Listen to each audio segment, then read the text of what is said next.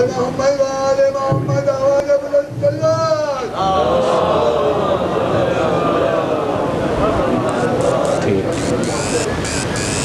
رحمن اللہ من قرأ الفاتحہ.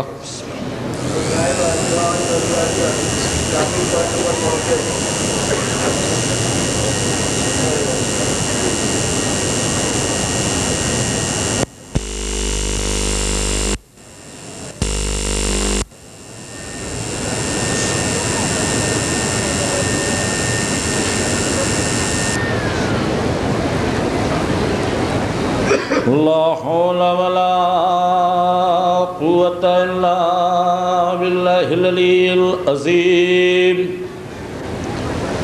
أعوذ بالله السميع العليم من الشيطان اللعين الرجيم. بسم الله الرحمن الرحيم. الحمد للہ رب العالمین والصلاة والسلام علی اشرف الانبیاء والمرسلین سیدنا و نبینا و شفیعنا و مولانا و مقتدانا بالقاسم محمد صلی اللہ علیہ وآلہ وسلم وآلہ الطیبین الطاہرین المعصومین الغر المیامین. لعنت اللہ علی اعدائہم ومنکری فضائلہم ومصائبہم وغاصبی حقوقہم اجمعین من یومنا ھذا الی یوم الدین. رب اشرح لی صدری ویسر لی امری واحلل عقدۃ من لسانی یفقہوا قولی.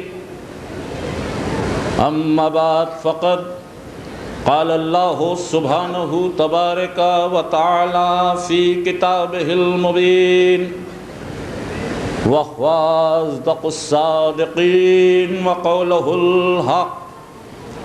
بسم اللہ الرحمن الرحیم. اِنَّا هَدَيْنَاهُ السَّبِيلَ إِمَّا شَاكِرٍ وَإِمَّا كَفُورًا.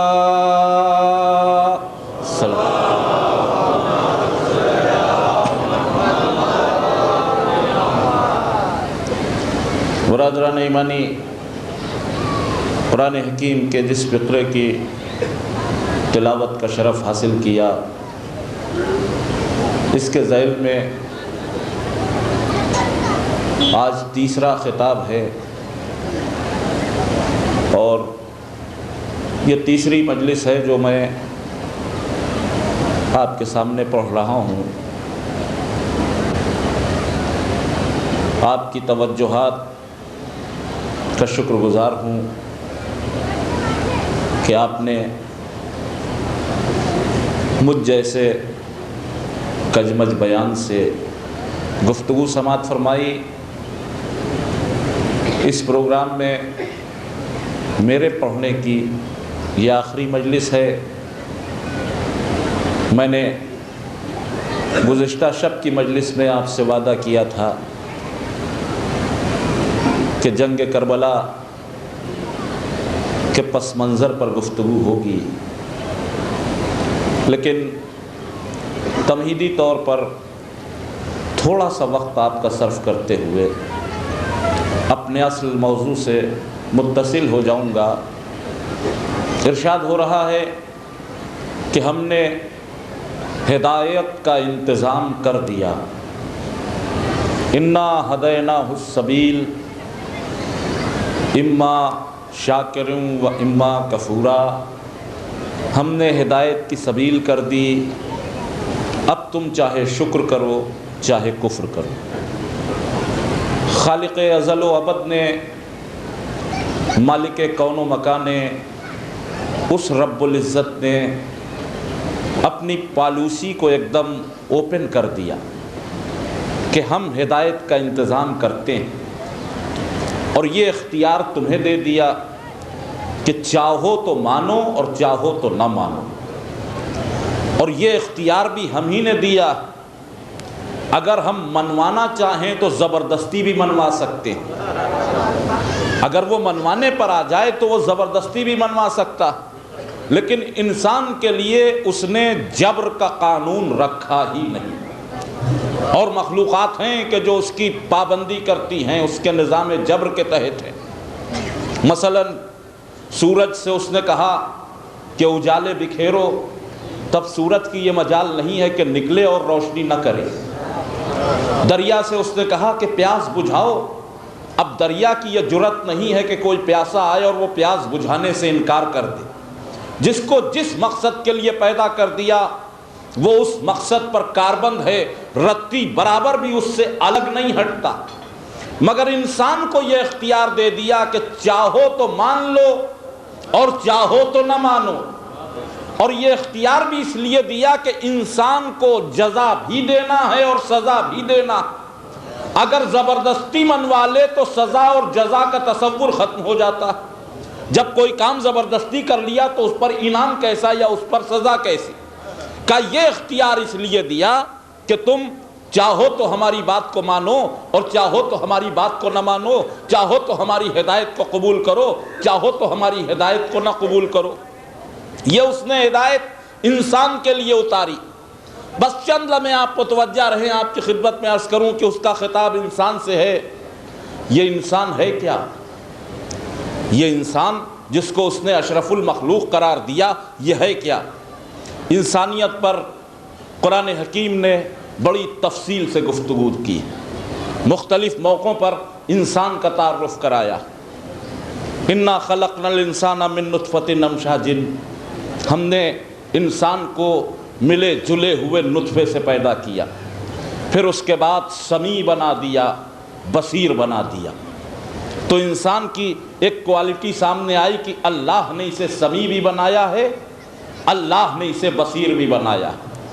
پھر گفتگو کی، آواز دی والعصر ان الانسان لفی خسر، انسانیت گھاٹے میں ہے، خسارے میں ہے۔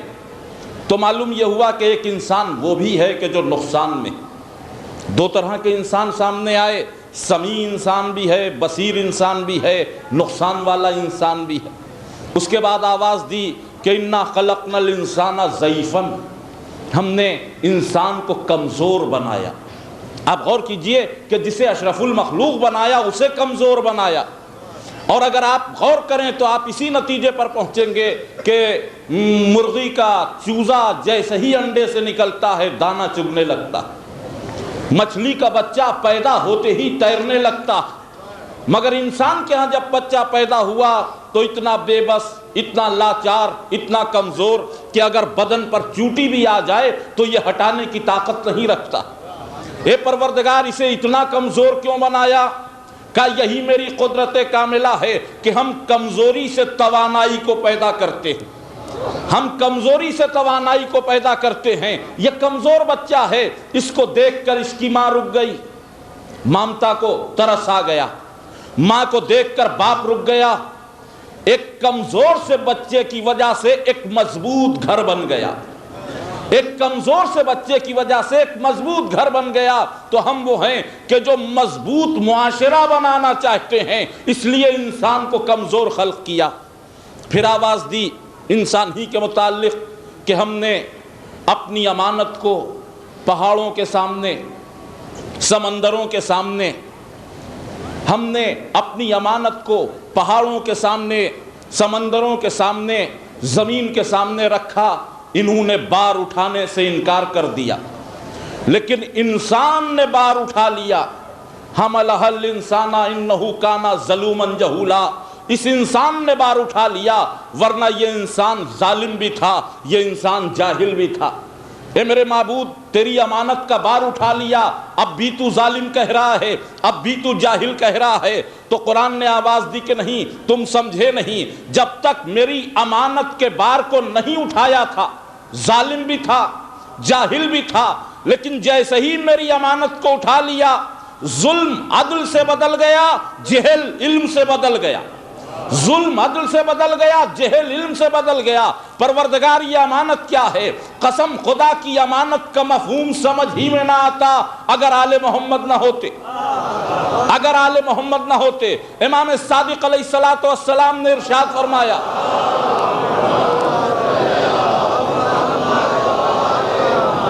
صاحب استبصار نے حدیث کو تحریر کیا کہ امام ارشاد فرما رہے ہیں کہ میں دیکھ رہا ہوں کہ ایک زمانہ آئے گا، میں دیکھ رہا ہوں کہ ایک زمانہ آئے گا کہ جب لوگوں میں دین کے نام پر نماز یاد رہے گی، امانت کو بھلا دیا جائے گا۔ نماز یاد رہے گی، امانت کو بھلا دیا جائے گا۔ ہم نے پوچھا کہ امام سے پوچھا گیا کہ فرزند رسول یہ امانت کیا ہے؟ تو فرمایا امانت سے مراد ہم اہل بیت کی ولایت ہے، ہم اہل بیت کی ولایت ہے۔ گویا جس کو اللہ قرآن میں امانت کہہ رہا ہے وہ ولایت علی کا اقرار ہے۔ اب اللہ کہہ رہا کہ اگر امانت کے بار کو سنبھال لیا تو عادل بھی ہو، عالم بھی ہو، اور اگر امانت کے بار کو چھوڑ دیا تو جاہل بھی ہو، ظالم بھی ہو، جاہل بھی ہو، ظالم بھی ہو۔ آپ غور کیجئے کہ امام نے پیشین گوئی کی کہ ایک زمانہ آئے گا کہ دین کے نام پر لوگوں کو صرف نماز یاد رہے گی، امانت کو لوگ فراموش کر دیں گے۔ ہم اس زمانے کو دیکھ رہے ہیں کہ لوگ گھروں سے نکلتے ہیں، تبلیغی ٹولے بنا لیتے ہیں، گروہ کی شکل میں نکلتے ہیں، اونچے پیجامے پہنے ہوئے ہیں، لمبے کرتے پہنے ہوئے ہیں، بڑی بڑی داڑھیاں رکھے ہوئے ہیں، ان کو پکڑا ان کو پکڑا، اس دکان پر کھڑے ہوئے اس دکان پر کھڑے ہوئے، آئیے نماز پڑھیں، آئیے نماز پڑھیں۔ ایک ایک کو نماز پڑھنے لیے جا رہے ہیں، اس سے بے خبر کہ جس کو نماز کے لیے بلا رہے ہیں اسے وضو بھی آتا ہے کہ نہیں، اسے طہارت کی تمیز ہے کہ نہیں، اسے نماز کا سلیقہ معلوم ہے کہ نہیں۔ اگر وہ کہے کہ ہمیں کچھ نہیں آتا کہ بس نماز پڑھو، کھڑے ہو جاؤ، سب ٹھیک ہو جائے گا، تو ایسے نمازیوں اور ایسی مسجد کے لیے نہج البلاغہ میں مولائے متقیان نے عجب فقرے ارشاد فرمائے کہ میں دیکھ رہا ہوں کہ عنقریب مسجدیں زینت کے اعتبار سے آباد اور ہدایت کے اعتبار سے خالی ہوں گی۔ یعنی مسجدیں سجی تو بہت ہوں گی، ایئر کنڈیشن بھی لگا ہوگا، موزیک بھی ہوگا، ماربلز بھی ہوں گے، اسٹونز بھی ہوں گے، زینت کے اعتبار سے آباد مگر ہدایت کے اعتبار سے خالی۔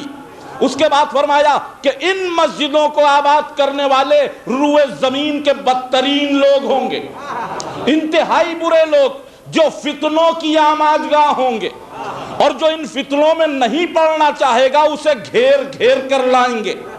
اب جب کوئی کسی کو مسجد کی طرف گھیر کر یوں لے جاتا ہے تو ہمیں علی کا یہ فقرہ یاد آ جاتا ہے۔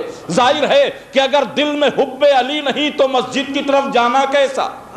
دل میں اگر حب علی نہیں تو مسجد کی طرف جانا کیسا؟ بہرحال بات انسانیت پر ہو رہی ہے۔ قرآن نے کہا کہ انسان سمیع بھی ہے، انسان بصیر بھی ہے، اس کے بعد قرآن نے آواز دی کہ انسان کمزور بھی ہے، پھر قرآن نے کہا انسان ظالم بھی ہے، انسان جاہل بھی ہے، اس کے بعد پھر ایک منزل پر کہا کہ یہ انسان اپنے لیے برائیاں ایسے مانگتا ہے کہ جیسے اچھائیاں طلب کر رہا ہو۔ انہو کان عجولا، یہ انسان بڑا جلد باز، انسان کو جلد باز کہا۔ اس کے بعد ایک تعارف قسم کھا کر کرایا سورہ والتین میں، والتین والزیتون والطور سینینا وہذا البلد الامین، تین کی قسم یعنی انجیر کی قسم، زیتون کی قسم، کوہ طور کی قسم، امن والے شہر مکہ کی قسم، یہ قسمیں کھائیں۔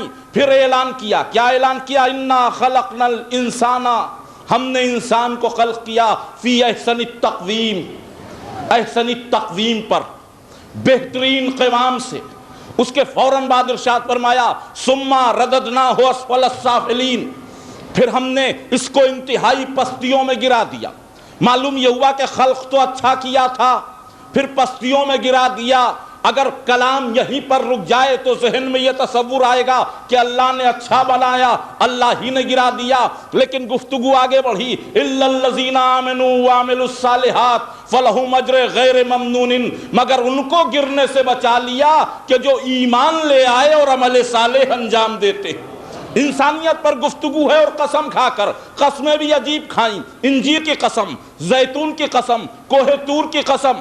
اس کے بعد امن والے شہر مکہ کی قسم. بظاہر ذہن میں یہ بات نہ آئی کہ انسانیت کا انجیر سے کیا تعلق ہے، انسانیت کا تین سے کیا تعلق ہے، انسانیت کا زیتون سے کیا تعلق ہے، انسانیت کا کوہ طور سے کیا تعلق ہے، انسانیت کا مکے سے کیا تعلق ہے. ان قسموں کے بعد انسان پر گفتگو اللہ فرما رہا ہے. بظاہر تو لگا کہ بے جوڑ قسمیں ہیں، لیکن مفسرین نے تحریر کیا.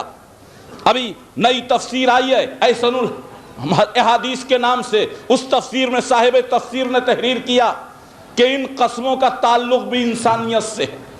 پہلی قسم کھائی انجیر کی، والتین، انجیر کی قسم. اب یہ انجیر کا انسانیت سے کیا تعلق ہے؟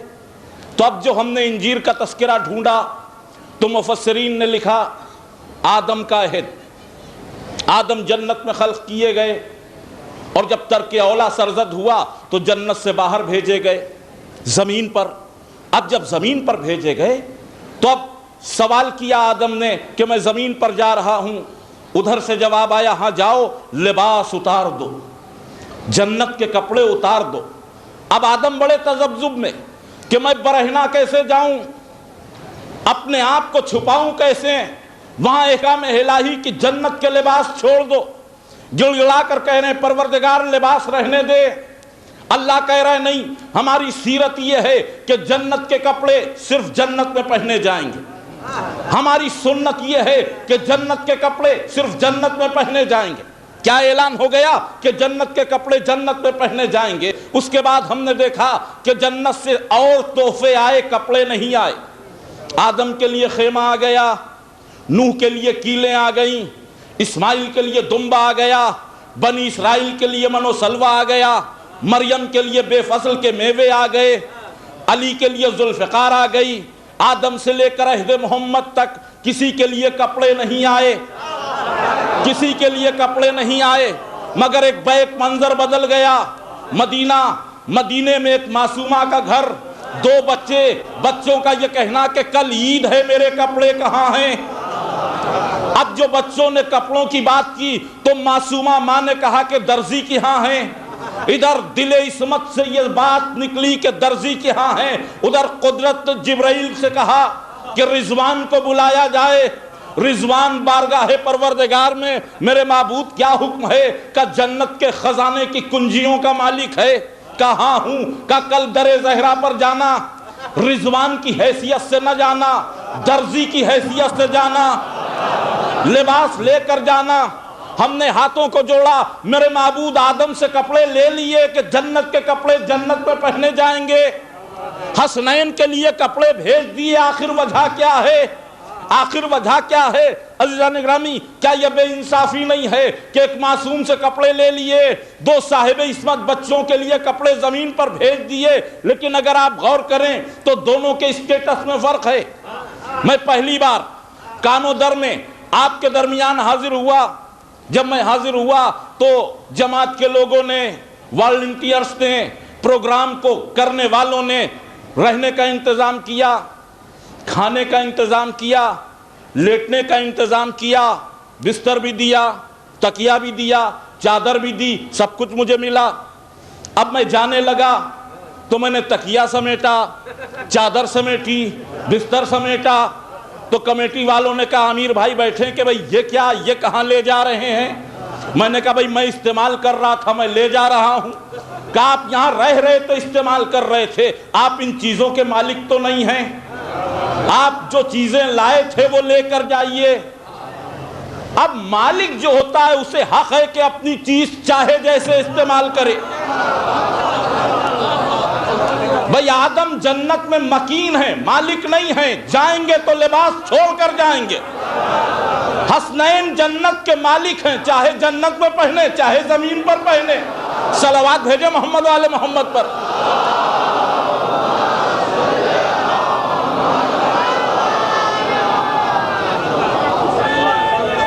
زندہ باد.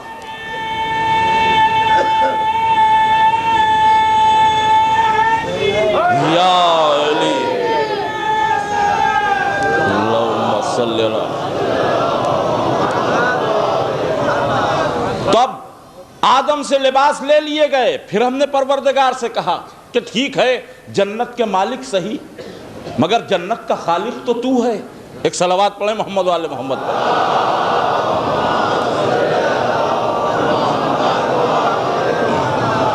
جنت کے مالک صحیح، جنت کا خالق تو تو ہے۔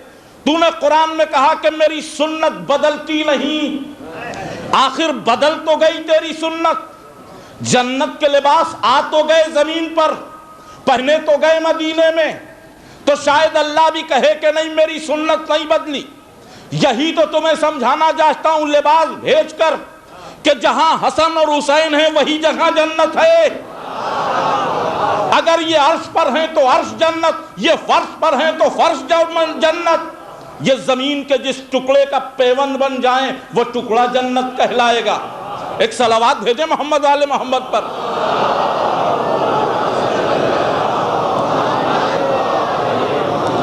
تو اب جب آدم کے لباس لے لیے گئے، جب لباس لے لیے گئے تو اب آدم نے اپنی ستر پوشی کی، اپنے آپ کو چھپایا۔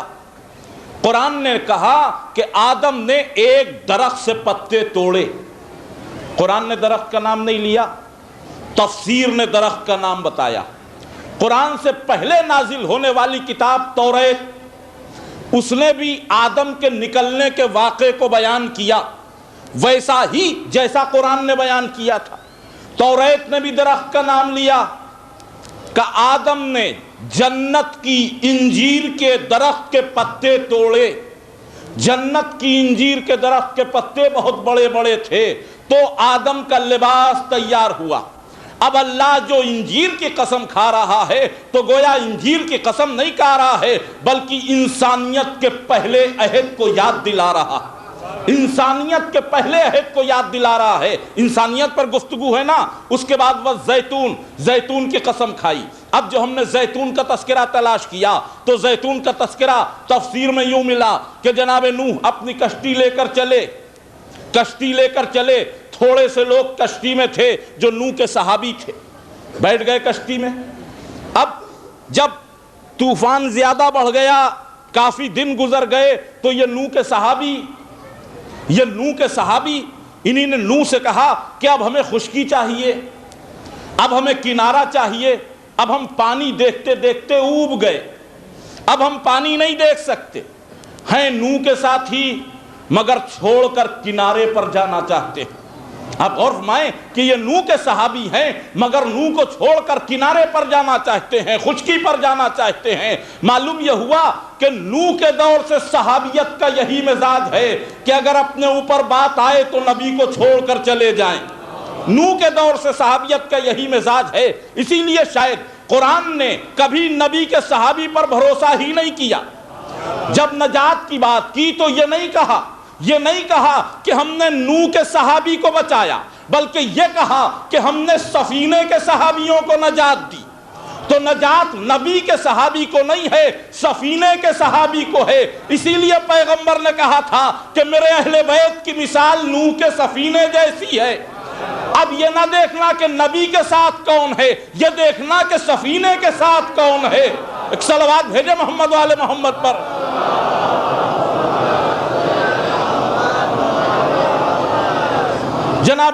جناب نوح سے صحابہ نے ضد کی کہ خشکی چاہیے، کشتی میں کچھ پرندے بھی تھے۔ نوح نے پرندوں کو چھوڑا، کہا دیکھ کر آؤ کہیں پانی کم ہوا۔ ایک پرندہ آیا تو اس کے منقار میں، اس کی چونچ میں زیتون کی ایک ٹہنی تھی۔ اب جناب نوح نے کہا کہ پانی کم ہوا تبھی درخت نظر آیا، ورنہ یہ شاخ زیتون اس کے منہ میں نہ ہوتی۔ تو اب نوح کے دور کی علامت زیتون بن گئی۔ اب اللہ قسم کھا رہا ہے والزیتون، زیتون کی قسم بھی کھا رہا ہے، عہد نوح کو بھی یاد دلا رہا۔ انسانیت کے ہر عہد پر گفتگو ہے۔ پھر وطور سینینا، کوہ طور وہی پہاڑ ہے کہ جہاں موسیٰ کو صاحب شریعت کیا گیا۔ اس کے بعد وہذا البلد الامین، امن والے شہر مکہ کی قسم، مکہ وہی شہر ہے کہ جہاں سے انسانیت کے ارتقاء کی داستان شروع ہوتی ہے، جہاں شریعت محمدی کا آغاز ہوتا ہے، جہاں قولوا لا الہ الا اللہ کی صدا بلند ہوتی ہے۔ تو ان چار قسموں کے حوالے سے اللہ نے کہا کہ انا خلقنا الانسان فی احسن التقویم، ہم نے انسان کو بہترین قوام سے پیدا کیا، ہم نے احسن التقویم بنایا، پھر ہم ہی نے اس کو اسفل السافلین کا مستحق بنا دیا۔ تو اب قرآن کی نظر سے دیکھیے کہ انسانیت پر جو گفتگو کی قرآن نے تو کتنی طرح کے انسان بتائے. احسن التقویم بھی انسان، اسفل السافلین بھی انسان، سمیع بھی انسان، بصیر بھی انسان، ضعیف بھی انسان، خسارے والا بھی انسان، ظالم بھی انسان، جاہل بھی انسان، جلد باز بھی انسان. یہ 9 طرح کے انسان تو میں نے گنا دیے. قرآن حکیم نے 9 طرح کے انسان میں نے گنا دیے. اور بھی انسانوں کی اقسام ہے جس پر گفتگو کی. اب تم یہ کہتے ہو کہ محمد ہماری طرح انسان، تم یہ کہتے ہو کہ محمد ہماری طرح انسان. پہلے یہ بتاؤ کہ تم کون سے انسان ہو؟ اپنی انسانیت کی خبر نہیں، رسول کی انسانیت پر بات کرتے ہو. اب ذرا غور تو فرمائیں. یقیناً پیغمبر نے کہا کہ میں بھی تمہاری طرح انسان ہوں مگر مجھ پر وحی آتی ہے. اب جو پیغمبر نے اپنی انسانیت کا اعلان کیا، اس کی روح سے اگر آپ قرآن کا مطالعہ کریں تو قرآن میں 2 طرح کے انسان ہیں. ان اقسام کو چھوڑ کر مجموعی طور پر 2 طرح کے انسان. قرآن نے 2 طرح کے انسانوں کی بات کی ہے. ایک انسان ہماری سوسائٹی کا ہے، ایک انسان قرآن والا ہے.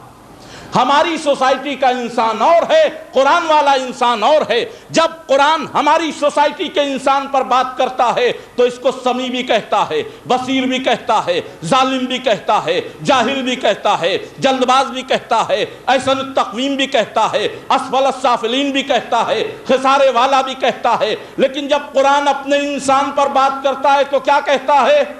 الرحمن علم القرآن خلق الانسان. پہلے ہم علم قرآن دیتے ہیں پھر انسان کو خلق کرتے ہیں. تو ہماری سوسائٹی کا انسان اور ہے، قرآن والا انسان اور ہے. دونوں میں بڑا فرق ہے. ہماری سوسائٹی کا انسان پیدا ہوگا تو بول نہیں سکتا، ہل نہیں سکتا، جاہل ہوتا ہے. لیکن جب قرآن والا انسان پیدا ہوتا ہے تو آغوش محمد میں کہتا ہے کہ توریت سناؤں، کہ انجیل سناؤں، کہ زبور سناؤں، کہ قرآن سناؤں.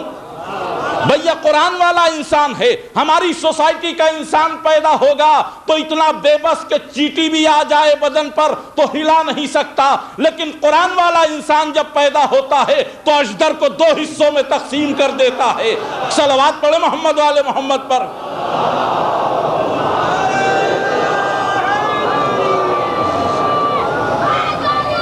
یا علی یا علی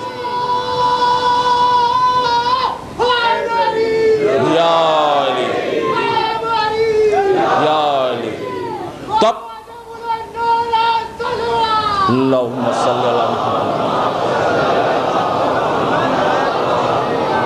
بس 2 یا 3 منٹ میں مجھے اپنے موضوع سے متصل ہو جانا ہے کہ یہ ہماری سوسائٹی کا انسان ہے اور وہ قرآن کا انسان ہے. دونوں میں فرق کیا ہے؟ ہماری سوسائٹی کا انسان ہدایت لے گا اور قرآن والا انسان ہدایت عطا کرے گا. اب دونوں برابر نہیں ہو سکتے. کہاں ہدایت کا بھکاری، کہاں ہدایت کی خیرات بانٹنے والے. ہماری سوسائٹی کا انسان ہدایت طلب کرے گا، قرآن والا انسان ہدایت عطا کرے گا.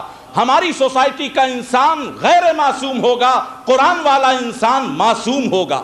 ہماری سوسائٹی کا انسان جاہل پیدا ہوگا، قرآن والا انسان علم لے کر پیدا ہوگا. ہماری سوسائٹی کا انسان نجس پیدا ہوگا، قرآن والے انسان کے لیے آئے تطہیر اعلان طہارت کرے گی. تو ہماری سوسائٹی کا انسان اور ہے، قرآن والا انسان اور ہے. اور جس آیت کو میں نے عنوان قرار دیا اس میں اسی کی طرف اشارہ ہے کہ قرآن والے انسان سے ہدایت لینا تاکہ نیک راستے پر آ جانا. اللہ ڈائریکٹ ہدایت نہیں عطا کرے گا. تو اب جب ہدایت ملے گی قرآن والے انسان سے تو ہمارا کیا عمل ہوگا؟ وہ انسان جو قرآن والا ہے، جس کو اللہ نے معصوم بنایا ہے، جو منتخب ہے، اس کے بعد ہمارے سماج کا انسان جائے گا تو ہمیں ہدایت عطا کرے گا. وہ ہمیں ہدایت عطا کرے گا. کیسے عطا کرے گا؟ پہلے وہ عہد و پیمان لے گا. اللہ کی اطاعت کرنا. کیسے ہوگی اللہ کی اطاعت؟ کہ میرے نقش قدم پر چلتے رہو گے تو اللہ کی اطاعت ہوتی رہے گی. میرے نقش قدم پر چلتے رہو گے تو اللہ کی اطاعت ہوتی رہے گی. اب جو قرآن والا انسان ہے اس کے پاس ہمیں جا کر عہد و پیمان کرنا ہوگا. کیا عہد و پیمان؟ کہ زندگی میری ہے، جان میری ہے، مال میرا ہے، اولاد میری ہے، لیکن آج سے میں نے آپ کے اختیار میں دے دی. آپ چاہیں تو میری زندگی کو استعمال کریں، آپ چاہیں تو میرے مال کو استعمال کریں، آپ چاہیں تو میری اولاد کو استعمال کریں۔ اب قرآن اس عہد و پیمان کا تذکرہ اس انداز میں کرے گا کہ میرا رسول تمہارے نفسوں پر تم سے زیادہ اختیار رکھتا ہے، میرا رسول تمہارے نفسوں پر تم سے زیادہ اختیار رکھتا ہے، تو جو با اختیار ہوگا اس کو مولا کہا جائے گا، اور جو بے اختیار ہوگا اسے غلام کہا جائے گا۔ تو ساری دنیا غلام ہے، میرا رسول آقا، ساری دنیا غلام ہے، میرا رسول آقا ہے۔ اب یہی عہد و پیمان جب عملی شکل میں آتے ہیں تو اس کو بیعت کہتے ہیں، جب یہی عہد و پیمان عملی شکل میں آتے ہیں تو اس کو بیعت کہتے ہیں۔ اب ہم نے رسول کے ہاتھ پر بیعت کی، رسول کے ہاتھ پر بیعت کر لی، تو گویا ہم نے یہ عہد کر لیا کہ ہم نے اپنی زندگی بیچ دی، ہم نے اپنی اولاد بیچ دی، ہم نے اپنا مال بیچ دیا، ہم نے اپنا جان بیچ دیا۔ اسی لیے بیعت کا لفظ بے سے نکلا ہے، بے کے معنی ہی بیچ دینے کے ہوتے ہیں۔ تو اب رسول نے تمام مسلمانوں کی زندگی کو خرید لیا اللہ کے لیے، مال کو خرید لیا اللہ کے لیے، جان کو خرید لیا اللہ کے لیے، تو کیا یہ سودا ایک طرفہ ہے؟ انہوں نے خریدا، بدلے میں ہمیں کیا ملا؟ تب مولا نے آواز دی کہ جب تم نے میرے ہاتھ پر بیعت کر کے اپنے نفس کو بیچ دیا تو بدلے میں تمہیں جنت مل گئی، بدلے میں تمہیں جنت مل گئی۔ اس سودے کا اعلان بھی قرآن نے کر لیا کہ جب کوئی اپنا نفس بیچتا ہے تو اللہ جنت عطا کرتا ہے۔ اب مومن بیچے تو جنت عطا ہوگی، اگر امیر المومنین بیچے تو مرضیوں کا مالک بنا دیا جائے گا۔ بھئی دونوں کے الگ الگ اسٹیٹس ہے نا، بھئی جیسا مال ہوتا ہے ویسی ہی تو قیمت ہوتی ہے۔ مومن کا نفس اور ہے، امیر المومنین کا نفس اور ہے۔ ایک صلوات پڑھیں محمد والے محمد پر۔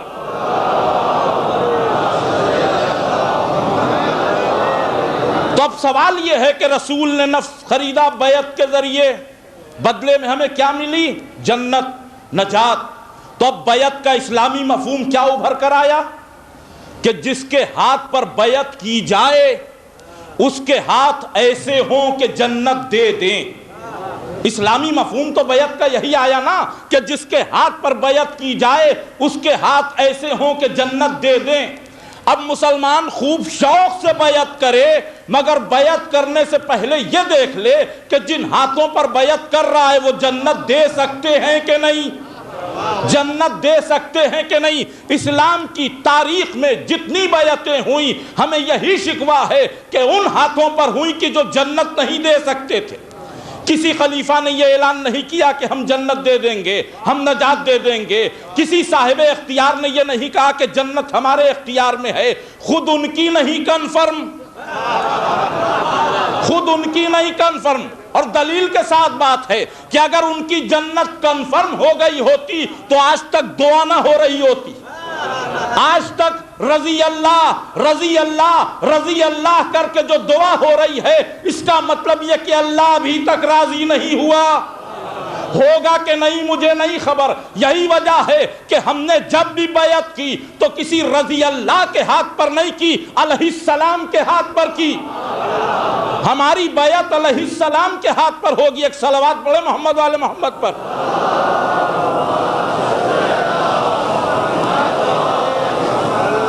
میں یا علی یا علی میں یا علی اپنے موضوع سے متصل ہو گیا، میری تمہید تمام ہو گئی۔ اسی لفظ بیعت تک لانا تھا، کیونکہ جنگ کربلا کا اصل پس منظر یہی بیعت ہے، یہی سوال بیعت، وہی انکار بیعت۔ آج میں اپنے مجمع کے سامنے صرف یہ عرض کرنا چاہتا ہوں کہ مفہوم بیعت کیا ہے، کون بیعت لے گا اور کون بیعت کرے گا۔ تو یہ بات تو واضح ہو گئی نا کہ بیعت وہ لے کے جو جنت دے سکتا ہو، بیعت وہ لے کے جو جنت دے سکتا ہو۔ ہم جیسے لوگ اپنی جان اپنا نفس بیچ کر جنت خرید لیں، اسی سودے کو بیعت کہتے ہیں، اسی سودے کو بیعت کہتے ہیں۔ اب ایک سوال اور پیدا ہوتا ہے کہ کیا چیز بیچی جائے گی؟ جس چیز کے ہم مالک ہوں گے وہی تو بیچیں گے۔ ہم اس منبر سے اعلان کریں کہ مجھے ضرورت ہے یہ گھڑی خرید لیجئے، کوئی اعتراض نہیں کرے گا۔ ابھی میں یہ اعلان کروں کہ یہ ویڈیو کیمرہ خرید لیجئے تو مالک سامنے آ جائے گا، آپ کو بیچنے کا کیا رائٹ ہے؟ آپ کیسے بیچیں گے؟ ارے بھائی میں مجلس پڑھ رہا ہوں، میری تصویر کھینچی جا رہی ہے، میں ویڈیو بیچ رہا ہوں، یہ کیمرہ بیچ رہا ہوں، کہا نہیں آپ اس کے مالک نہیں۔ تو اب اگر اپنی زندگی کے مالک ہم ہوں تو بیچ ڈالیں؟ کیا یہ زندگی ہماری ہے؟ ہماری نہیں ہے، اس لیے کہ اگر یہ زندگی ہماری ہوتی تو خودکشی حرام نہ ہوتی، خودکشی حرام نہ ہوتی۔ بھائی خودکشی کا حرام ہونا اس بات کی دلیل ہے کہ زندگی کسی کی عطا ہے، زندگی کسی کی عطا ہے، تو اب یہ زندگی ہماری نہیں، یہ اللہ کا مال ہے۔ اب اللہ کا مال غیر اللہ کے ہاتھوں بیچ دیں، یہ تو انصاف نہیں ہے۔ اب یہ اللہ کا کرم ہے کہ اپنا مال وہ خود خرید لیتا ہے، تو اب یہ مال کہاں بکے گا؟ کس کے ہاتھ بکے گا؟ اللہ کے ہاتھ۔ تو اب بیعت کس کے ہاتھوں پر ہوگی؟ جس کے ہاتھ اللہ کے ہاتھ ہو۔ بیعت کس کے ہاتھ پر ہوگی؟ اللہ کے ہاتھ پر۔ تو اب اللہ کے ہاتھ کہاں ہیں؟ قرآن نے اعلان کیا رسول کے ہاتھوں کے لیے کہ اللہ کے ہاتھ ہیں۔ کس انداز میں اعلان کیا؟ اے میرے رسول کنکریاں تم نے نہیں پھینکی، ہم نے پھینکی۔ کام رسول کے ہاتھ کرتے ہیں، اللہ کہتا ہے میں کام کر رہا ہوں۔ اب کنکریاں رسول نے پھینکی، اللہ نے کہا ہم نے پھینکی، تو اب اگر رسول کسی کو اٹھائیں تو رسول نے نہیں اٹھایا، اللہ نے اٹھایا، اللہ نے اٹھایا۔ تو اب جب بھی بیعت ہوگی رسول کے ہاتھ پر، یہاں تک تو سب مسلمان متفق ہیں۔ اب سوال یہ ہے کہ بعد رسول کس کے ہاتھ؟ اللہ کے ہاتھ ہیں۔ بعد رسول کس کے ہاتھ؟ اللہ کے ہاتھ ہیں۔ بس یہی مسئلہ حل ہو جائے تو بیعت کے سارے مسائل اپنے آپ حل ہو جائیں گے۔ بس میرے دوستوں بعد رسول کس کے ہاتھ؟ اللہ کے ہاتھ ہیں۔ میں زیادہ تفصیل میں نہیں جانا چاہتا، بس ایک حدیث جس کو امام شافعی نے بھی لکھا، جس کو احمد بن حنبل نے بھی لکھا، جس حدیث کو صحیح نسائی میں بھی تحریر کیا گیا، جس حدیث کو عالم اسلام کا ہر فرقہ مانتا، ہمارے علماء نے بھی تحریر کیا، علامہ مجلسی نے بھی تحریر کیا۔ حدیث کیا ہے؟ حدیث قدسی، اللہ کا کلام، جس میں یہ اعلان ہو رہا ہے کہ جب اللہ کسی کا دوست ہو جاتا، جب اللہ کسی کا دوست ہو جاتا ہے تو اس کے ہاتھ بن جاتا ہے، اس کی آنکھیں بن جاتا، اس کی زبان بن جاتا۔ اگر اللہ کسی کا دوست ہو جائے تو اب اس کے ہاتھ نہیں ہیں، اللہ کے ہاتھ ہیں۔ اب یہ دیکھو کہ اللہ دوست کس کا ہوا؟ اللہ دوست کس کا ہوا؟ پوری دلیل سے بات کروں گا۔ اللہ دوست کس کا ہوا یہی ہمیں دیکھنا ہے۔ یوں تو ہر مسلمان اللہ سے دوستی کرنا چاہتا ہے، لیکن یہ ادھر سے دعویٰ ہے ادھر سے قبولیت نہیں ہے۔ کسی کے پاس سند نہیں آئی کہ اللہ نے کہا او ہاں تم میرے دوست۔ پوری تاریخ میں ایک نام میرے مولا علی کا ہے کہ جہاں اللہ خود دوستی کا اعلان کر رہا۔ یقین نہ آئے تو معتبر کتابوں کو دیکھیے۔ مسلمانوں کی سب سے معتبر کتاب صحیح بخاری، بخاری میں بھی حدیث، تاریخ طبری میں بھی واقعہ کہ جب 39 دن تک مسلمان ٹھوکریں کھاتا رہا، فتح علی کے قدموں سے لپٹی رہی، اور 39واں دن گزر کر رات میں نبی نے اعلان کیا کہ کل میں اس کو علم دوں گا جو کرار ہوگا، غیر فرار ہوگا، مرد ہوگا، اللہ اور رسول کو دوست رکھتا ہوگا، اللہ اور اس کا رسول بھی اسے دوست رکھتے ہوں گے۔ بھئی امام بخاری نے بھی اس حدیث کو لکھا، عادت کے مطابق کاٹ چھانٹ کے ساتھ لکھا۔ انہوں نے یہ نہیں لکھا کہ کرار ہوگا، غیر فرار ہوگا۔ امام بخاری نے لکھا کہ پیغمبر نے فرمایا کہ کل میں اس کو علم دوں گا جو اللہ اور رسول کو دوست رکھتا ہوگا، اللہ اور اس کے رسول بھی اس کو دوست رکھتے ہوں گے۔ اس وقت تک نہیں پلٹے گا کہ جب تک اللہ اس کے دونوں ہاتھوں پر فتح نہ لکھ دے۔ تو دوستی کا اعلان امام بخاری نے بھی کیا۔ اب یہ میری ذمہ داری کہ یہ حدیث پیغمبر تو ہے مگر ہے کلام الہی، اور اس کی دلیل یہ ہے کہ مکے میں ایک سورہ نازل ہوا اور اس میں اعلان ہوا کہ اے میرے رسول آپ کل کی کوئی بات نہیں کہیں گے، اور اگر کل کی کوئی بات کرنا ہوگی تو انشاءاللہ کہہ کر کہیں گے۔ اب آپ پوری حدیث کی کتابوں کو چھان ڈالیے کہ رسول کہہ رہے ہیں کل میں اس کو علم دوں گا، کل بھی کہہ رہے ہیں انشاءاللہ بھی نہیں لگا رہے ہیں۔ اے میرے رسول کیا قرآن کے خلاف کام کر رہے ہیں؟ تو رسول بھی کہیں گے کہ نہیں میں قرآن کے خلاف جا ہی نہیں سکتا۔ ہم نے کہا آپ نے کل کی بات کی انشاءاللہ نہیں کہا، تو رسول نے بھی کہا کہ میں تھوڑی کہہ رہا ہوں، یہ تو اللہ کہہ رہا ہے کہ کل میں اسے علم دوں گا۔ صلوات پڑھیں محمد والے محمد پر۔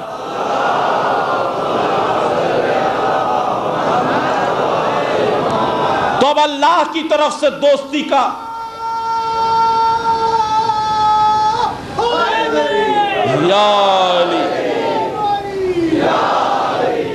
اللہ کی طرف سے دوستی کا اعلان ہوا، اللہ کی طرف سے دوستی کا اعلان ہوا، تو اب علی کے ہاتھ اللہ کے ہاتھ ہیں، علی کی زبان اللہ کی زبان ہے، علی کی آنکھیں اللہ کی آنکھیں ہیں۔ اب جو ہم عین اللہ کہتے ہیں، لسان اللہ کہتے ہیں، ید اللہ کہتے ہیں، عقیدت میں نہیں کہتے، حدیث کی ضرورت کے مطابق کہتے ہیں۔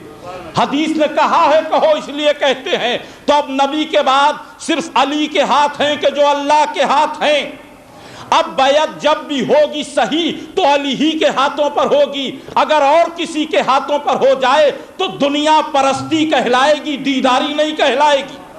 اب جتنی بھی بیعتیں ہوئیں اسلام میں سب غلط ہوئیں، قرآن اور حدیث کی روح سے غلط ہوئیں۔ یہی وجہ ہے کہ علی نے کبھی بیعت نہیں کی۔ بعد رسول بیعت کے سوالی آگے بڑھے، ایک ایک کے گھر پر زبردستی گئے، جبر کیا، بیعت کا سوال، بیعت کا سوال، ادھر بیعت کا سوال، ادھر علی کا انکار، ادھر بی بی فاطمہ کا احتجاج۔ جھوٹے مورخ نے لکھا کہ علی نے 6 مہینے بعد بیعت کر لی، لیکن جھوٹ ہے۔ جھوٹ اس لیے ہے کہ جب امام حسین سے بیعت کا مطالبہ ہوا اور ابن زیاد نے کہا کہ یا تو حسین سے بیعت لو یا سر قلم کر دو، تو عمر سعد نے ابن زیاد کو لکھا کہ حسین کبھی بیعت نہیں کریں گے۔ ان کے دونوں پہلوؤں میں علی کا دل دھڑکتا۔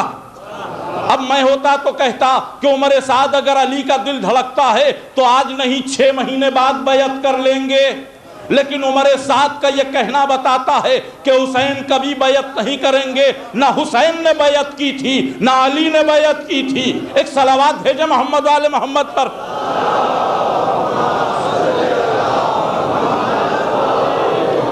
بیعت علی کی ہونا چاہیے۔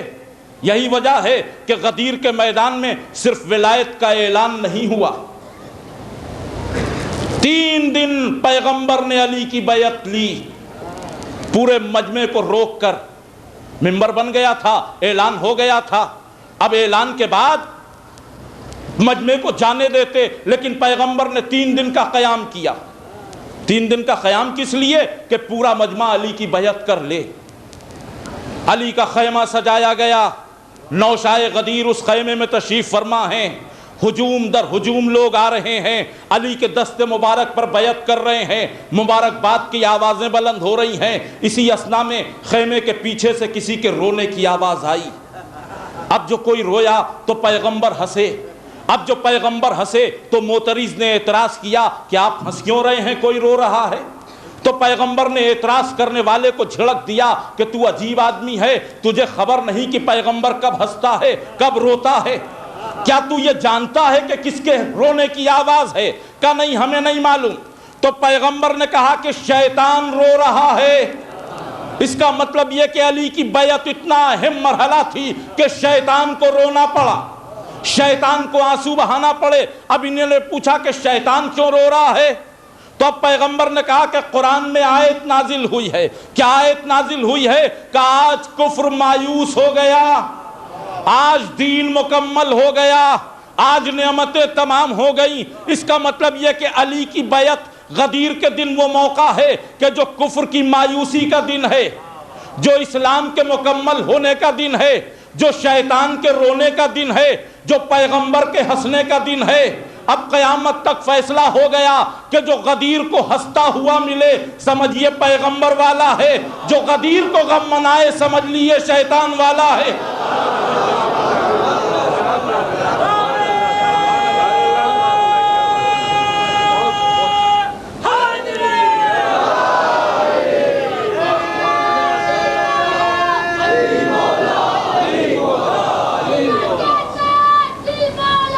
علی مولا علی مولا علی مولا علی مولا علی مولا علی مولا علی مولا علی مولا علی مولا علی مولا۔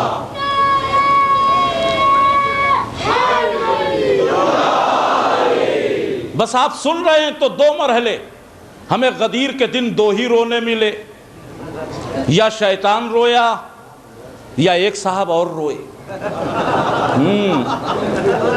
نئے نہیں ہیں آپ، پہچانتے ہیں، میں بغیر نام لیے پہچانوا دوں گا۔ وہی روئے جو کبھی غار میں روئے تھے۔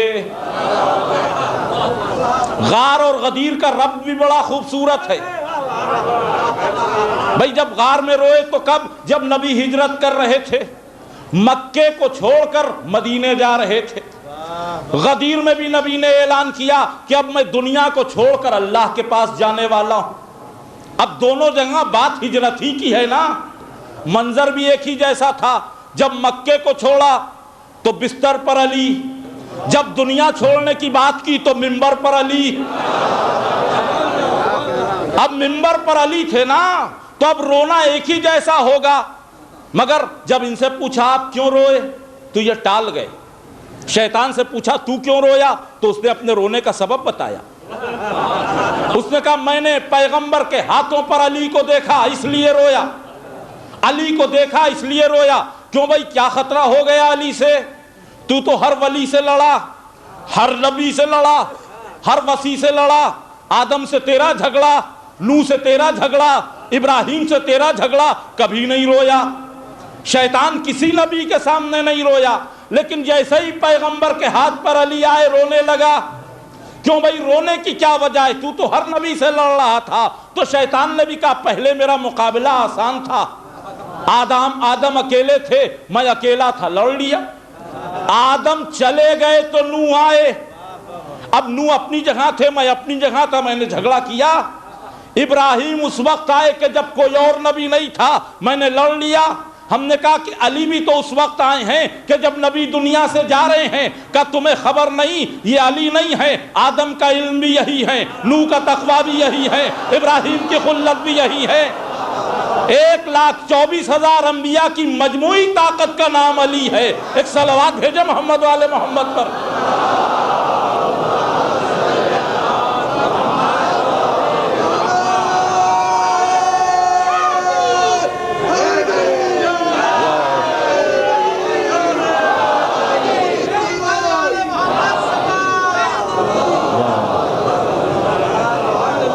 ایک 1,24,000 انبیاء کی مجموعی طاقت کا نام علی۔ اس لیے شیطان رویا تو اس نے تو رونے کی وجہ بتائی۔ ان سے پوچھا آپ کیوں روئے تو انہوں نے 2 سبب بیان کیے۔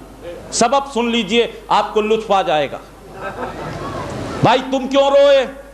کہا 2 باتوں نے رلایا۔ کون سی 2 باتیں؟ کا اعلان ہوا کہ اسلام مکمل ہو گیا، کمال کی منزل پر پہنچ گیا۔ اب ہر کمال کے بعد زوال آتا ہے، میں زوال کے خوف سے رو رہا ہوں۔ آپ ذرا ذہن کی نحوست دیکھیں، کمال کا پہلا دن ہے اور انہیں زوال کے خوف میں رونا آ رہا۔ ہم نے کہیں نہیں دیکھا کہ کوئی باپ اپنے جوان بیٹے کی شادی میں رو رہا ہو۔ بھائی ایسا بھی کبھی ہوتا ہے کہ کسی کا جوان بیٹا اس کے سر پر سہرا بندھا ہو، شادی ہو رہی ہو، میں جاؤں میں کہوں بھئی یہ پیدا ہوا بڑی خوشی ہوئی، پڑھا لکھا بڑی خوشی ہوئی، کاروبار سے لگ گیا، سروس کرنے لگا بڑی خوشی ہوئی، شادی ہو گئی بڑی خوشی کی بات ہے، اب اس کا مرنا باقی ہے۔ اگر ہم شادی کے دن یہ کہہ کر تعزیت دیں کہ اب اس کی موت باقی ہے تو لوگ جوتے سمیت مجھے دوڑائیں گے، بزم سے نکالیں گے، آپ بڑے منحوس آدمی معلوم ہوتے ہیں، خوشی کا موقع ہے، آپ اس میں موت کا تذکرہ لے کر بیٹھ گئے۔ کتنا منحوس ہے یہ رسول کا صحابی، کمال کا پہلا دن ہے، یہ زوال کے خوف سے رویا جا رہا ہے۔ آپ غور فرمائیں کہ کمال کا پہلا دن زوال کے خوف سے رو رہے ہیں۔ دوسرا سبب کیا بیان کیا؟ کہ دوسرا سبب میرے رونے کا یہ ہے کہ نبی نے اعلان کیا کہ میں دنیا چھوڑ کر جانے والا ہوں۔ رسول کی موت کا تصور رلا رہا۔ اب جس نے تاریخ نہ پڑھی ہو، ایسے آدمی کے سامنے میں یہ کہوں کہ ایک انسان غدیر کے دن اس لیے رویا کہ اسے رسول کی موت کے تصور نے رلایا، واقعی جب رسول اس دنیا سے گئے ہوں گے تو اس کا کیا عالم ہوا ہوگا؟ تو آپ یہی کہیں گے نا کہ گریبان چاک ہوں گے، در و دیوار سے سر ٹکرا رہا ہوگا، اپنے ہوش میں نہیں ہوگا۔ لیکن عجیب بات ہے کہ غدیر کے دن نبی کی موت کے تصور میں رونے والا بوڑھا نبی کی میت میں بھی شریک نہ ہو سکا، سقیفہ میں بیٹھ کر حکومت کا بٹوارا کرتا رہا۔ اس کا مطلب رونا اسلام کی محبت میں نہیں تھا، منصوبوں کے ناکام ہو جانے کی وجہ سے تھا۔ بھئی اب تو علی کی بیعت ہو گئی نا، اب علی کی بیعت کے خلاف یہ رونا تھا۔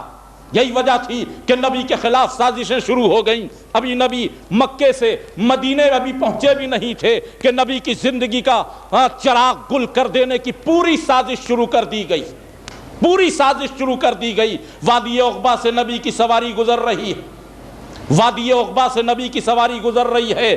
حذیفہ یمان آگے سے مہار ناقہ تھامے ہوئے ہیں، ابو ذر غفاری پیچھے سے ناقے کو ہانک رہے ہیں کہ کچھ لوگ چہرے پر نقاب لگا کر آئے، ڈھاٹھے باندھ کر آئے، چہرے چھپا کر آئے اور شور مچانے لگے کہ ناقہ لڑکھڑائے، گھاٹی میں گر جائے، نبی کی زندگی کا خاتمہ ہو جائے۔ لیکن جس کو اللہ رکھے اسے کون چکھے؟ جتنے لوگ نقاب میں آئے تھے ایک بجلی چمکی، سب بے نقاب ہو گئے، سب بے نقاب ہو گئے۔ کتنے احمق ہیں، اس سے چہرہ چھپا رہے ہیں جس کے وسیع کی ذوالفقار نسلوں کو پہچانتی ہے۔ نبی نے ایک ایک کو پہچانا، نام بتایا کہ فلاں ہیں فلاں ہیں۔ حذیفہ اس راز کو ظاہر نہ کرنا، یہ میرا راز ہے، کسی پر ظاہر نہ کرنا۔ مدینے میں آ گئے، مسجد میں گفتگو شروع ہو گئی کہ نبی کے خلاف سازش ہوئی۔ وہی لوگ جو سازش میں تھے تلوار لیے ہوئے آ گئے۔ کس نے سازش کی؟ کس نے سازش کی مجھے بتائیے، کس نے سازش کی مجھے بتائیے، ابھی اس کا سر دھڑ سے اتار دوں گا۔ عزیزان اکرامی، ایسے تلوریے تھے کہ مسجد ہی میں نکلتی تھی۔ کسی تاریخ میں کبھی میدان میں تلوار نہیں نکلی، مسجد میں۔ ابھی بتائیے، لوگوں نے کہا حذیفہ کو نام معلوم ہے، حذیفہ کے پاس آئے، کون تھا جانتے ہو؟ کہاں جانتا ہوں۔ کا نام بتاؤ؟ کا نہیں بتاؤں گا۔ کہا کیوں؟ کا پیغمبر نے منع کیا۔ پیغمبر اگر آپ کو چھپا نہیں تھا نام تو حذیفہ کو بھی نہ بتاتے۔ پیغمبر نے کہا کہ میں نام نہیں چھپانا چاہتا، میں وہ انتظام کر رہا ہوں کہ میں نام نہ بتاؤں، دشمن خود سامنے آ جائے۔ اب وہ انتظام کیسا ہوا؟ مثلا میری کوئی چیز چوری ہو جائے اور میں مجمع میں اعلان کروں کہ میری یہ قیمتی چیز چوری ہو گئی ہے، مجھے معلوم ہے کس کے پاس ہے، وہ لا کر دے دے۔ اب پورے مجمع نے سنا، چلا گیا۔ اب ہمارے عامر بھائی نے کہنا شروع کیا کہ آپ کا شک میرے اوپر تو نہیں؟ ایک بار پوچھا، پھر دوسری بار آپ کا شک میرے اوپر تو نہیں؟ تو میں نے کیا کہا؟ چور کی داڑھی میں تنکا۔ اس کا مطلب یہ کہ آپ ہی نے وہ چیز لی ہے، لائیے واپس کیجئے۔ یہی انتظام نبی نے بھی کیا۔ مسجد میں بات ختم ہو گئی، مگر تاریخ نے لکھا کہ ایک صاحب نے 75 مرتبہ حذیفہ سے پوچھا، عجب عجب زاویے سے پوچھا، نبی کی زندگی میں پوچھا، نبی کے بعد پہلے خلیفہ کے دور میں پوچھا، خود جب خلیفہ ہو گئے تو پوچھا، اور پھر بڑی بے بسی سے پوچھا، اچھا یہی بتا دو میرا نام تو نہیں لیا تھا، یہی بتا دو میرا نام تو نہیں لیا تھا۔ حذیفہ نے ایک بار بھی یہ نہیں کہا کہ نہیں تمہارا نام نہیں لیا تھا۔ جب انہوں نے کہا کہ نبی نے میرا نام تو نہیں لیا تھا، حذیفہ نے کہا بتا تو دیتا، مگر نبی منع کر کے گئے ہیں۔ اپنے آپ ایکسپوز ہو گیا دشمن. صلوات پڑھے محمد والے محمد پر.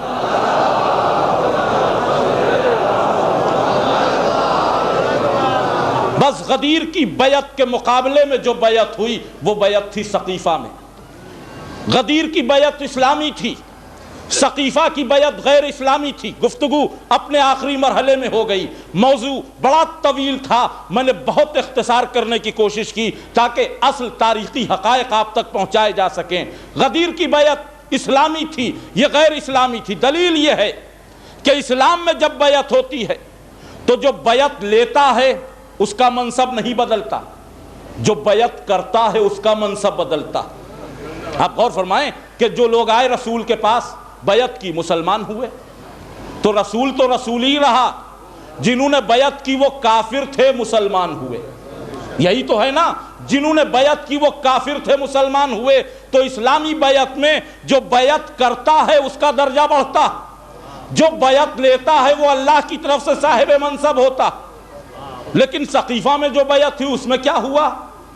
جنہوں نے بیعت کی، بیعت سے پہلے بھی مسلمان تھے، بعد میں بھی مسلمان رہے.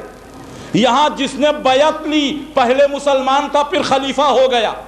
یہاں بیعت لینے والے کا درجہ پڑ رہا ہے. اس کا مطلب یہ کہ رسول کے اپوزٹ ڈائریکشن میں بیعت ہو رہی. آپ کہیں گے علی کی بیعت میں کیا فرق ہے؟ اس میں فرق ہے، جس نے نبی کی بیعت کی وہ مسلمان ہو گیا، اور جب غدیر میں علی کی بیعت کی تو مسلمان سے مومن ہو گیا.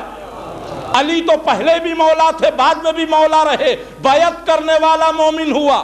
تو بیعت کے اسٹیٹس یہ ہے کہ ثقیفہ کی بیعت رسول کی بیعت کے خلاف غدیر کے مقابلے میں ہوئی، غیر اسلامی بیعت تھی. اس لیے کہ ثقیفہ میں جن لوگوں نے بیعت کی وہ نجات نہیں دے سکتے تھے. اب ان کا زور ہوا کہ اولاد علی سے، خاندان علی سے بیعت لی جائے. علی کے در پر بھیک، بیعت، علی کا انکار، شدید انکار. وہ جو مانگنے پر قاتل کو تلوار دے دے، اس نے بھیک میں بھی بیعت دینا گوارا نہ کی. اب جو کہتے ہیں 6 مہینے بعد بیعت کر لی، تاریخ میں ثبوت ہے کہ نہیں کی؟ سب سے بڑی دلیل یہ ہے کہ جب دوسرے خلیفہ دنیا سے گئے تو وہ ایک شورا کمیٹی بنا کر گئے. 6 آدمیوں کے نام تھے، اس میں علی کا بھی نام تھا. انتظام یہ کر کے گئے کہ علی نہ ہونے پائے، نام بھی رکھ دیا. طلحہ، زبیر، علی، عبد الرحمن ابن عوف، عثمان، عبداللہ ابن عمر، یہ سب نام دے کر گئے. عبد الرحمن ابن عوف نے اپنے کو وڈرا کر لیا کہ میں خلیفہ نہیں بنوں گا. طلحہ نے عثمان کے فیور میں اپنے کو وڈرا کیا. زبیر نے مولا علی کے فیور میں اپنے کو وڈرا کیا. اب میدان میں 2 کیریکٹر، ایک میرے مولا کا، ایک عثمان کا. یا یہ خلیفہ ہوں یا وہ. عثمان داماد ابن عوف کے. اب ابن عوف کی یہ کوشش کہ کسی طرح سے علی نہ ہونے پائیں. عمر عاص سے مشورہ کیا کہ کیا کریں. تو عمر عاص نے ترکیب بتائی، بڑا مکار ہے نا. کہا تم علی کے سامنے 3 شرطیں رکھو. قرآن پر عمل ہوگا، نبی کی سیرت پر عمل ہوگا، شیخین کی سیرت پر عمل ہوگا. علی شیخین کی سیرت پر عمل کرنے سے انکار کر دیں گے، تم عثمان کو خلیفہ بنا دینا. رات میں یہ میٹنگ ہوئی. صبح عبد الرحمن ابن عوف نے یہی کہا کہ علی ہم آپ کے ہاتھ پر بیعت کرتے ہیں 3 شرطوں پر. کہا کون سی شرطیں؟ کہا قرآن پر عمل ہوگا. علی نے کہا وہ تو میں کرتا ہی ہوں. کہا رسول کی سیرت پر عمل ہوگا. علی نے کہا سیرت رسول پر میری جان قربان، میں کیوں نہیں عمل کروں گا. کہا تیسری شرط شیخین کی سیرت پر عمل ہوگا. علی نے کہا یہ نہیں ہو سکتا، میں قرآن اور سیرت رسول کے علاوہ کسی پر عمل نہیں کروں گا. اگر علی نے بیعت کر لی ہوتی تو علی کو یہ کہنے کا حق نہیں تھا کہ میں سیرت شیخین پر عمل نہیں کروں گا. اس کا مطلب یہ کہ علی نے بیعت نہیں کی تھی تبھی تو انکار سیرت شیخین کیا. تو تاریخ نے ثابت کیا کہ علی نے کبھی بیعت نہیں کی تھی. نہ علی کی اولادوں میں کسی نے بیعت کی، نہ علی نے بیعت کی، نہ حسن نے بیعت کی. اور یہی سوال بیعت جب حسین کے سامنے آیا تو شدید انکار. حسین نے بیعت کے منصوبے کو ڈھا دیا. بس گفتگو آخری مرحلے میں آ گئی. میں اپنے مولا امام حسین سے متصل ہو گیا. امام حسین کی بیعت. عزیزان گرامی، حسین کے انکار بیعت نے آج ہمارے ایمان کو زندہ رکھا۔ اگر کربلا میں انکار بیعت نہ ہوتا تو یہ حسینیوں کا مجمع یہاں نہ ہوتا۔ یہ حسینیوں کا مجمع جس پر بی بی فاطمہ زہرا کے کرم کا سایہ، یہ مجمع کہ جس میں ہر ایک حسینی ہے مولائی ہے شہدائی، اور ہماری حسینیت کی پہچان یہی ہے کہ ہم حسین کے لیے ہر لمحہ اپنی جان حاضر کر دینے کو تیار۔ ہمارا بیعت کا عہد باقی ہے، ہم نے سقیفہ میں بیعت نہیں کی ہے، ہماری بیعت کا سلسلہ غدیر میں ہے۔